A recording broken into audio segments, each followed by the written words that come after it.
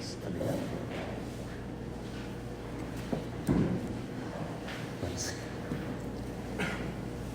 Boa noite, gente.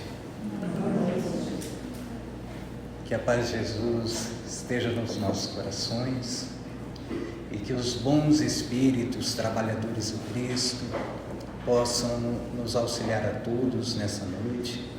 Em primeiro, acalentando o nosso coração, que possam nos trazer as energias necessárias para fortaleza de ânimo, fortaleza de alma, e que, acima de tudo, nós possamos colher as bênçãos do Evangelho para as direções da nossa vida. É sempre bom estar nessa doutrinária, revendo corações tão queridos e tão amigos que às vezes a gente fica um pouquinho afastado, né? Então, quando a gente chega assim num ambiente tão amistoso, não tem como a gente não se sentir abraçado e ter essa vontade de retribuir o abraço a todos vocês. O tema proposto pela nossa querida Fabiana é um tema de extrema profundidade.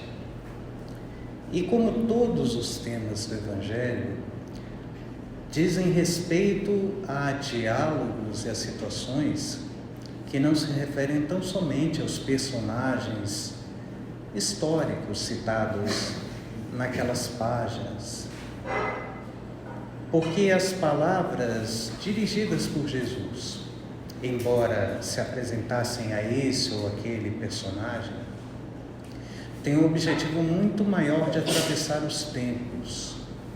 E atravessando tempos, tem conseguido chegar a corações, promovendo assim a finalidade do Evangelho, a finalidade verdadeira do Evangelho, que não é outra senão promover transformações, promover renovações. O Evangelho, Boa Nova, segundo o que nos disseram espíritos amigos, é a carta magna de Deus trazida aos homens pelo Cristo. E nós gostaríamos hoje de recordar aquelas passagens, aquelas paisagens da Galileia de 2000 anos atrás.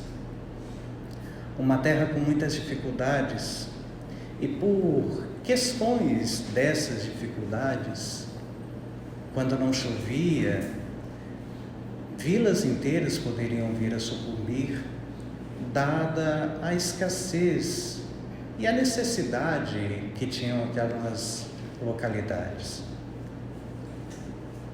E nós vamos encontrar uma passagem muito interessante, relatada pelo próprio Pedro, embora não esteja em nenhuma das cartas relatadas por Pedro no Evangelho, mas está contida no Evangelho de Lucas.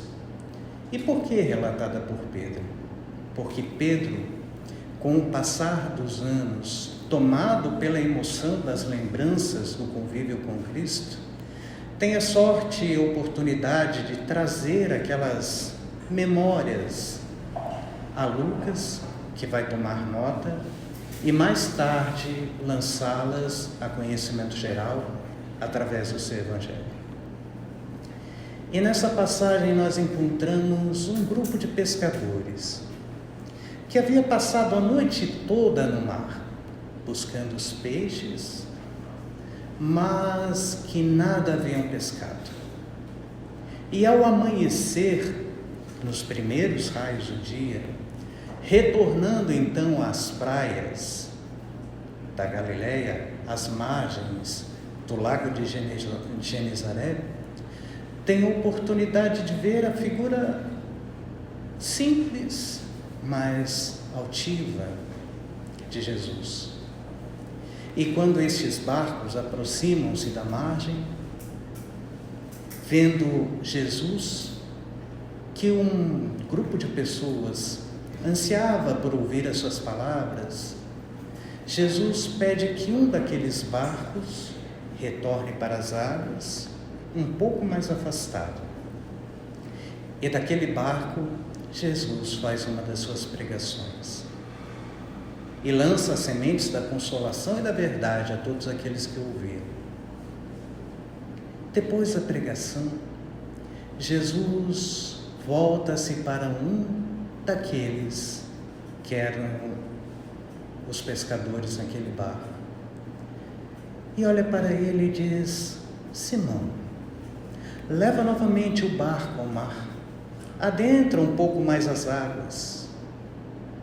E Simão diz: mas Senhor, nós pescamos durante toda a noite e nada pegamos, nada conseguimos pescar, as nossas redes voltavam sempre vazias. Mas se tu dizes, assim o faremos. E adentram um pouco as águas. Em determinado instante, Jesus pede que o barco pare, olha para Simão e diz: atira a rede à direita. E narra o Evangelho de Lucas que, assim fazendo, a rede atirada ao mar, logo após, buscam novamente trazê-la ao mar, e era tamanha a quantidade de peixes que eles precisaram acenar para que o barco que estava à margem, aquele segundo barco, pudesse vir ter com eles e ajuntar esforços, e os dois barcos então dividem o peso da rede, e a fartura era muito grande. Vão até a beira, a margem, e recolhem a rede, os peixes. E então Simão olha para Jesus e diz: afastai-vos de mim, porque eu sou um pecador, eu não sou digno de estar junto a ti.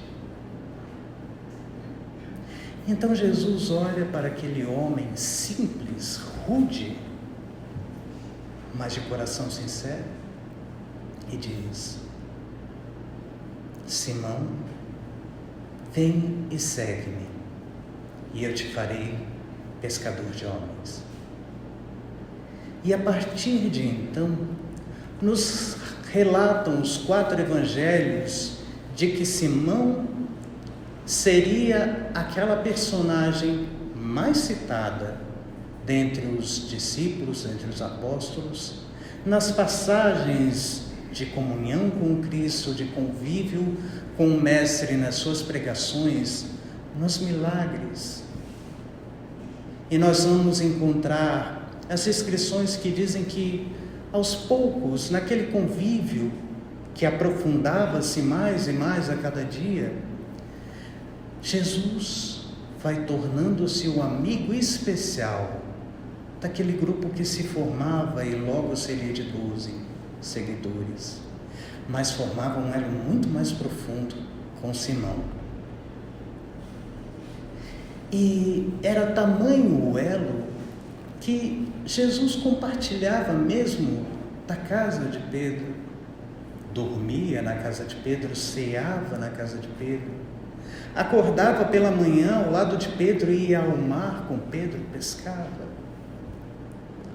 E Pedro olhava para ele e pensava de si para com ele mesmo: o mestre é meu amigo. E o seu coração exultava, porque verdadeiramente ele amava a Jesus. Passam-se os tempos, vão aprofundando-se as questões que deveriam ser aprofundadas no teor do ensinamento e das revelações trazidas por Jesus. Não mais um Deus cruel, mas um Pai de amor. Não mais uma lei que impunha vingança no olho por olho, dente por dente, mas uma lei que trazia a alegria da misericórdia. O coração da lei era amor, segundo o que trazia Jesus. Mas Jesus, em diversas oportunidades, teria a ocasião de asseverar que chegaria o dia em que as dores viriam. E vamos encontrá-lo então mais tarde, naquilo que nós conhecemos como sendo a última ceia, o último encontro de Jesus com os seus discípulos. E naquela ceia, naquela reunião, Jesus tem a oportunidade, mais uma vez, de falar sobre as questões do Espírito. E Jesus passa a orientá-los mais uma vez sobre a necessidade do entendimento das coisas do céu, do reino dos céus. E nos diálogos que vão aos poucos sendo traçados, Simão vai aos poucos entendendo da necessidade, da compreensão, do envolvimento com Jesus, de estar junto de Jesus, próximo a Jesus. E Jesus então revela que logo ele seria preso, seria julgado e seria crucificado. E Jesus diz: não, mestre, eu não permitirei. Eu estarei contigo mesmo nessas horas, e por ti darei a minha vida. E Jesus diz: Pedro, em verdade eu vos digo que ainda nessa noite, antes que o galo cante pela terceira vez, tu haverás me negado por 3 vezes. Eu, mestre, não será acaso de João que tu falas? Acaso não será de Mateus? De algum dos outros? Eu, mestre? Não, eu não. Em verdade, Pedro, entenderás que o homem no mundo é mais frágil do que perverso. E seria um dos últimos diálogos diretos de Jesus para com Pedro, porque logo depois, ao saírem ao horto, eles são cercados por um grupo de soldados que vinham para prender Jesus. E nos relatam os evangelhos, na tradução do português, que Pedro retira uma espada, mas a tradução grega diz que não era uma espada, mas sim uma faca de pescador. E Pedro avança para um dos soldados e acaba decepando a orelha daquele soldado. Glauco era o nome dele. Jesus repreende a Pedro e diz: quem com ferro fere, com ferro será ferido. E como se eles pretendessem levar ao grupo todo, Jesus intercede por eles e diz: é a mim que querem. Deixai-os, levai-me, deixai-os. E assim Jesus é levado até a casa de um dos maiorais do Sinédrio, e Pedro tem a oportunidade de segui-lo e consegue vê-lo através de uma pequena abertura, vê a reunião com Caifás, que determinava o que seria feito com o Cristo. E uma das mulheres olha para Pedro e diz: eu te conheço. Tu estavas com ele, tu és seguidor do Nazareno. E Pedro diz: eu? Não, eu não conheço esse homem. E afasta-se. E aproximando-se um pouco mais de um outro ponto, vem uma outra personagem e diz: tu és Galileu também. Tu fazes parte do grupo deste homem? Não, eu não conheço esse homem, tu me confundes. E numa terceira vez, um soldado interpela-o e diz: tu fazes parte do grupo. E Pedro diz: não conheço esse homem. E nesse instante, o galo canta pela terceira vez. E Pedro tem a oportunidade de olhar de relance pela abertura para a casa de Caifás e encontra-se em um relance com o olhar de Jesus, que o observa. E então Pedro cai em si. percebe a sua fragilidade, foge e nos narram os evangelhos de Mateus que ele chora copiosamente. Jesus é julgado e nenhum dos discípulos estava lá. Jesus é conduzido ao Gólgota e apenas um o acompanha, João, o discípulo muito amado. Na hora da crucificação, Pedro também não estava lá. Apenas João. E Jesus é crucificado. E como se estivessem todos desamparados, os discípulos passam a esconder-se com medo das represálias. Até que chega o terceiro dia. E Maria Magdala vai até o sepulcro e vê que o sepulcro está aberto. Jesus não estava lá. Então volta-se correndo e vai em direção aos discípulos, encontra-os e diz: o mestre não está. O mestre não está. E eles saem em disparada, chegando primeiro à frente João, que era o mais moço, e depois Pedro. E como percebem que o corpo de Jesus realmente não estava lá, voltam-se para o local em que estavam abrigados. Mas Maria não vai. Maria Madalena não vai, e eles não têm oportunidade de presenciar o encontro quando Jesus mostra-se a Maria. E ela diz: Senhor.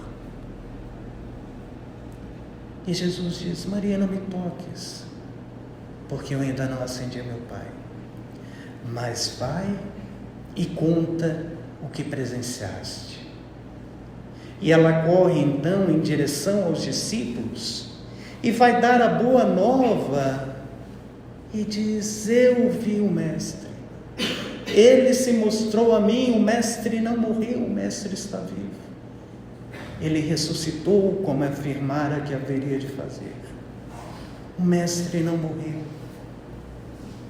Então todos espantados, até que Pedro olha para Maria de Magdala e diz: para ti, mulher,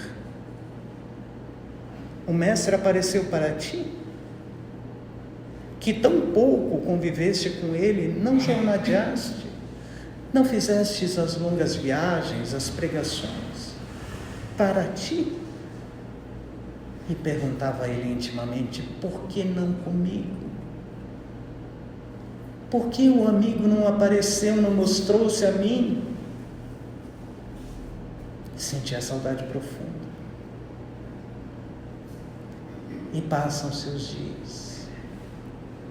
Até que, estando eles fechados entre quatro paredes, conforme narram os evangelhos, o Mestre manifesta-se, faz-se visível, apresenta-se a eles e diz: Shalom, olá, paz seja convosco. Dirige-se ao grupo, mas não dirige uma única palavra a Pedro. E Pedro então: o que está acontecendo? Por que o Mestre não me dirige a palavra? Passam-se mais alguns dias, uma semana, e o Mestre novamente, Jesus apresenta-se, e dessa vez mostra-se também aos discípulos, outros que não estavam ali. E tem a oportunidade de dizer a um deles: toca as minhas chagas. Para que possas crer, toca as minhas chagas. Tomé, vê, sou eu. Crê. Tu agora crês porque viste. Bem-aventurados os que não viram e creram. E mais uma vez, nenhuma palavra direcionada a Simão Pedro. Passam-se os dias. Os discípulos, 7 deles, vão a Galiléia. E nas águas da Galiléia, estando reunidos, num determinado instante, Pedro sente uma necessidade profunda de voltar às origens e lança-se ao mar a pescar. E os outros 6 vão com ele. E mais uma vez lançam a rede ao mar e nenhum peixe. Lançam novamente e mais uma vez nenhum peixe. Novamente e nenhum peixe, até que de repente olham para a margem e veem uma figura de um homem que de longe lhes grita: lancem a rede à direita. E assim fazem. E quando fazem, a rede novamente cheia de peixes. Pedro, então, tomado de emoção, reconhece era o mestre. Atira-se às águas, correndo para o mestre, e vai em sua direção. E mais tarde, nos relata o Evangelho de João, que estando reunido o mestre com os discípulos, ceavam, e ele mesmo tem a oportunidade de comer naquilo que Kardec, no livro A Gênese, os Milagres e as Predições segundo o Espiritismo, tem a oportunidade de elucidar como sendo o fenômeno da materialização, no qual os espíritos têm a oportunidade de fazer-se não somente visíveis, mas tangíveis. E esse fenômeno que acontece, e estando eles junto a Jesus, de repente, pela primeira vez, depois de muito tempo, Jesus olha para Pedro e pergunta: Pedro, tu me amas? E Pedro, tomado de emoção, diz: sim, mestre, tu sabes que eu te amo. E Jesus não diz mais nada. Volta-se para os outros, conversa um pouco mais, e depois de mais algum tempo, olha para Pedro. Na primeira vez, Jesus pergunta: Pedro, tu me amas? Sim, te amo. Então, apacenta os meus cordeiros. Mas algum tempo depois, Jesus volta a Pedro e pergunta: tu me amas? Mestre, tu sabes que eu te amo. Então apacenta as minhas ovelhas. E pela terceira vez, ele diz, dessa vez não Pedro, mas diz: Simão Bar-Jonas, Simão, filho de Jonas, tu me amas? Senhor, tu sabes de todas as coisas, tu sabes que eu te amo. Então apacenta as minhas ovelhas. E Pedro começou a chorar. E é interessante nós percebermos o mecanismo usado por Jesus nas 3 perguntas: tu me amas? Tu me amas? Tu me amas? E embora Jesus falasse do sentimento, da virtude amor, Jesus coloca essa virtude em 3 aplicações diferentes. Se tu me amas, a primeira, apacenta os meus cordeiros. E queria dizer Jesus com isso: cuida, ampara os menores e os mais frágeis, envolve-os, toma-lhes de cuidado. Na segunda, apacenta as minhas ovelhas. dá-lhes de comer, porque são frágeis e necessitam do alimento da alma. Apacenta as minhas ovelhas. E na terceira vez, aí, dirigindo-se não mais à pedra escolhida como fundamento, como pedra angular do cristianismo nascente, Jesus chama a individualidade Pedro. Não mais o missionário. Não mais aquele incumbido da grande missão, mas Jesus chama o eu, o céu, o íntimo. E nesse chamado diz: conduza as minhas ovelhas como bom pastor, protege e conduz as ovelhas. E nesse chamado de Jesus, nós vemos a profunda prática terapêutica sobre Pedro. Porque existe um momento em que Pedro passa, embora sentindo profundo amor pelo Mestre, passa a duvidar da capacidade do seu próprio amor.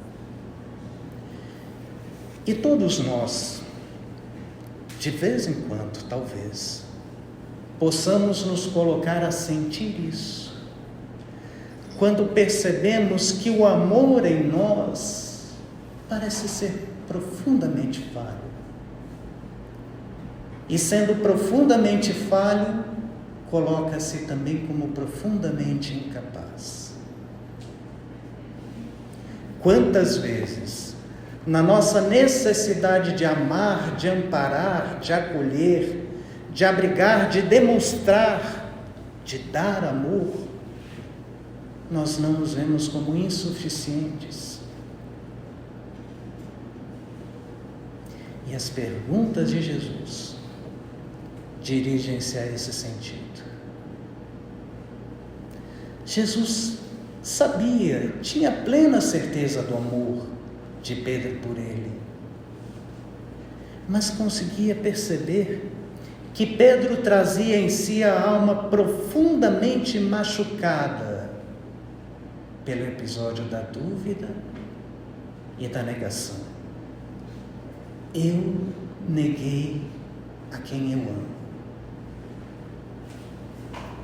E quantas vezes nós mesmos nos vemos diante da pessoa amada, aquela mais amada, quando nós, num abrupto de impulso, nos colocamos em uma posição de magoar, de ferir, de negar a atenção, o cuidado, o amparo, e depois nos vemos profundamente extenuados, machucados no nosso próprio amor, e nos perguntamos: será que o meu amor realmente é verdadeiro?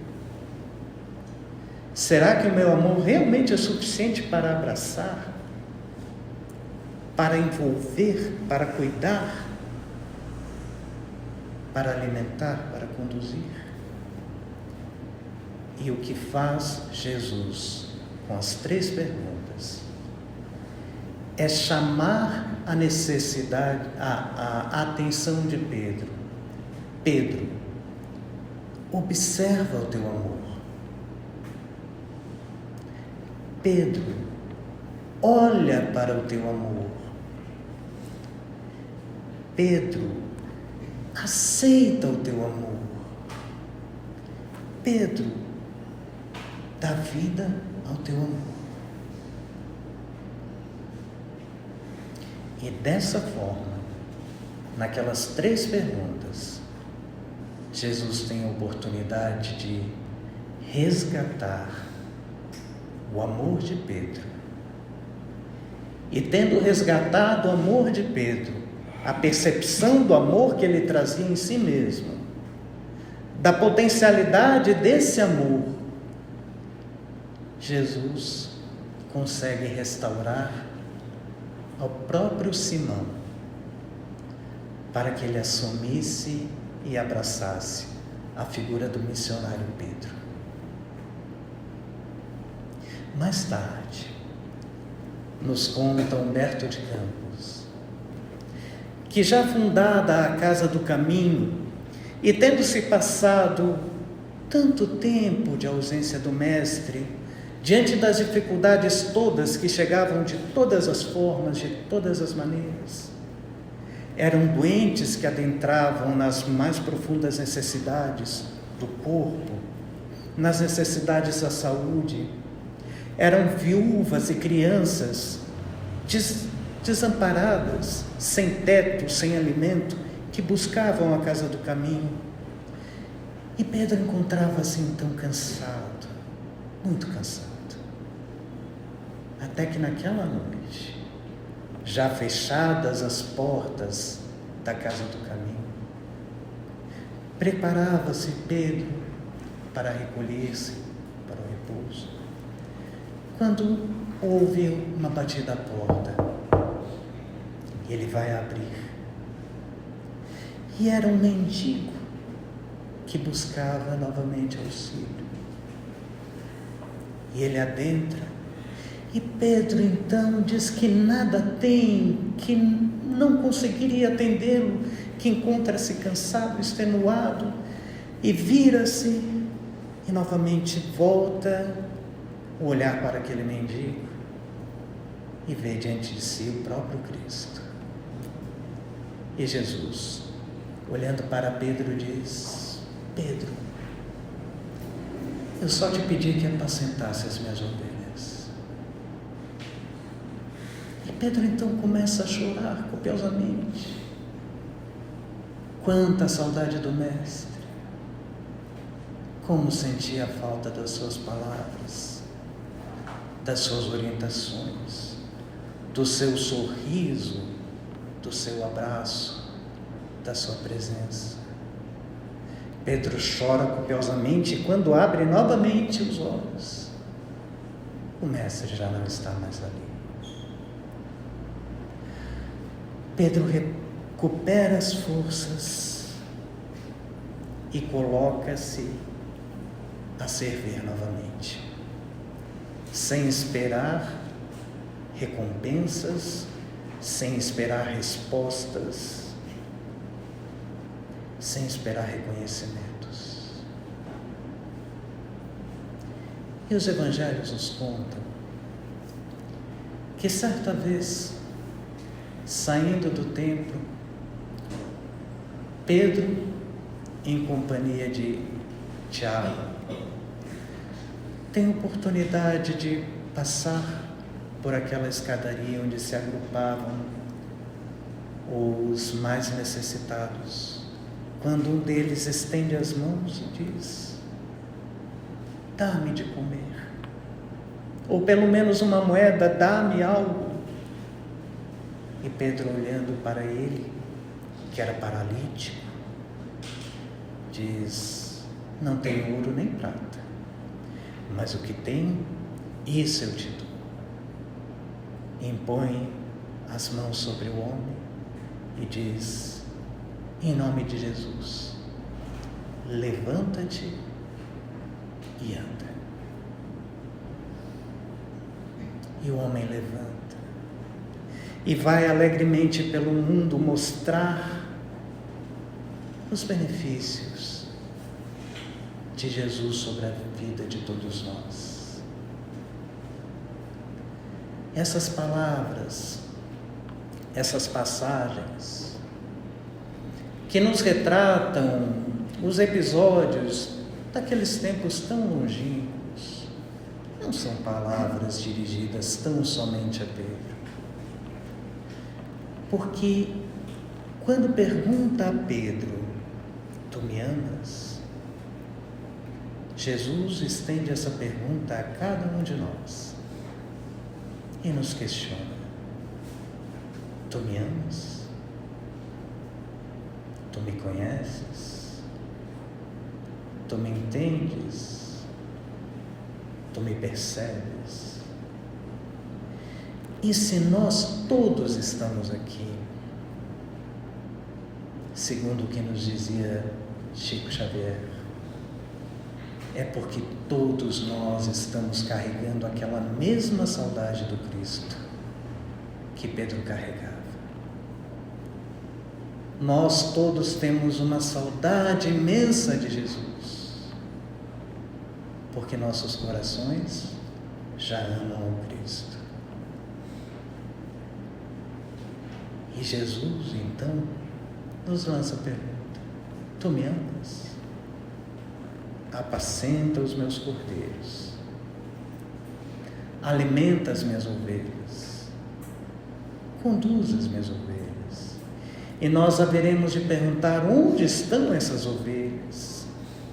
Quem serão essas ovelhas, mestre? E ele nos dirá que normalmente essas ovelhas, esses cordeiros, estão no mesmo teto que nos abriga. Fazem parte da consanguinidade que nos une na presente reencarnação. E nos pede Jesus para amparar, para cuidar daqueles mais frágeis ainda nos seus sentimentos, nas suas incapacidades de entendimento da vida, das finalidades da vida, dos objetivos da existência, da necessidade do desenvolvimento das virtudes. Aqueles que erram permanecem à margem dos seus erros, porque não conseguem compreender a finalidade da existência da alma humana, do espírito humano. E nos colocando o convite para que nós possamos ampará-los, cuidá-los até que façam-se fortes, Jesus nos pede que nós os alimentemos com os nossos exemplos, com os nossos cuidados de toda hora, com as nossas atenções, com as nossas compreensões, com o nosso silêncio, com a nossa palavra, com a nossa presença, com o nosso entendimento da liberdade de cada um, até que possam andar pelos campos.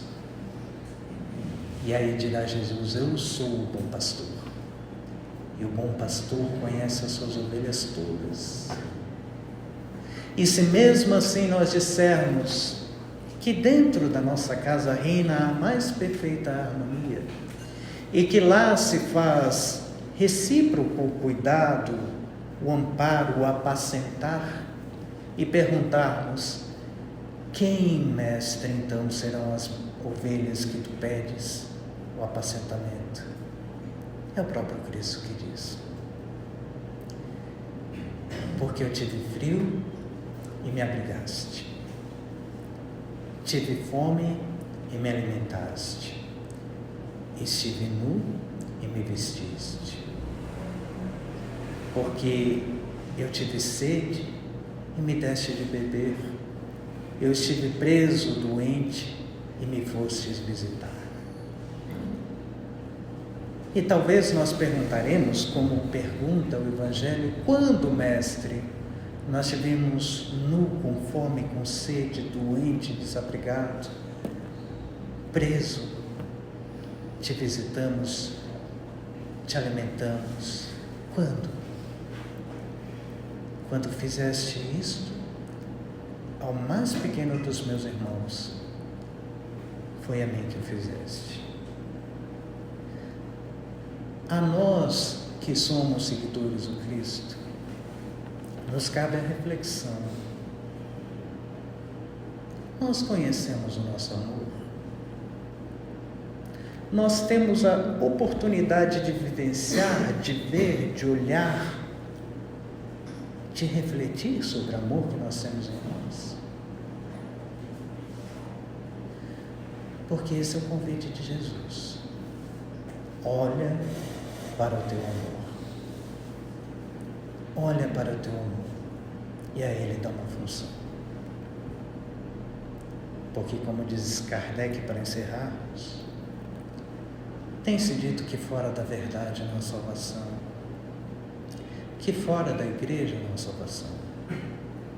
Muitos são os que dizem que fora do Espiritismo não há salvação. Mas somente se pode dizer que fora da caridade não há salvação. Porque, como diz Paulo na sua mais conhecida carta, para nós que buscamos o Cristo, para nós que buscamos a boa nova do Evangelho, para nós que buscamos o contato com a espiritualidade superior, restam a fé, a esperança e a caridade. Esses três. O maior dentre eles, porém, é o amor, a caridade. Nós agradecemos a atenção de todos, as boas vibrações gentis, a paciência, a tolerância com o pouco, e desejamos que a paz de Jesus esteja sobre os nossos corações e que nos acompanhe. Muito obrigado. Obrigado, Wilson.